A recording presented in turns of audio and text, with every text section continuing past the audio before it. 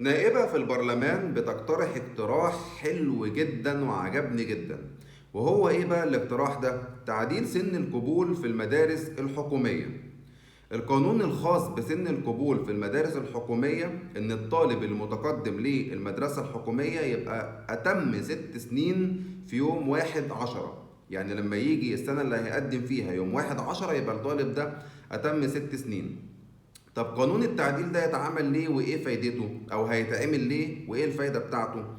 اولا النائبة بتتقدم بطلب ان الطالب يكون تم 6 سنين في 31/12 اللي هو نهاية السنة، مش يوم 1/10.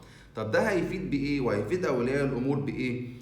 في اولياء امور بيجوا يقدموا يلاقوا ان 1/10 مثلا ده هو فاضل شهر وابنه يكون تم 6 سنين، فتلاقي ابنه اتأخر سنة، او ان هو مثلا يجيب واسطة، او ان هو يقعد يلف على اماكن كتير عشان يخلي ابنه يخش ويستثنوا الشهر ولا الشهرين ولا حتى ال3 شهور اللي فاضلين لابنه ان هو يتم 6 سنين.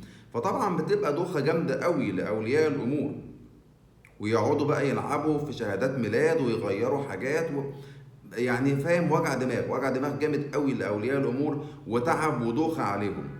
فعشان كده بقول لك الاقتراح ده ولو اتعدل فعلا واتم هو هيبقى جميل جدا وراحه لاولياء الامور، لان في كمان بعض اولياء الامور بيضطروا ان هم يدخلوا عيالهم مدارس خاصه، يقول لك عشان ما اخرش ابني سنه او ما اخرش بنتي سنه.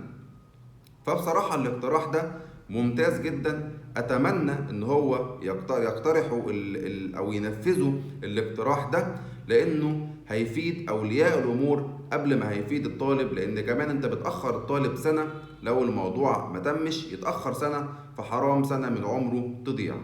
انتوا بقى قولوا لي في كومنتات، هل حصل معاكم موضوع اللخبطة و6 سنين ووقفت على شهر والكلام ده كله قبل كده ولا ما حصلتش؟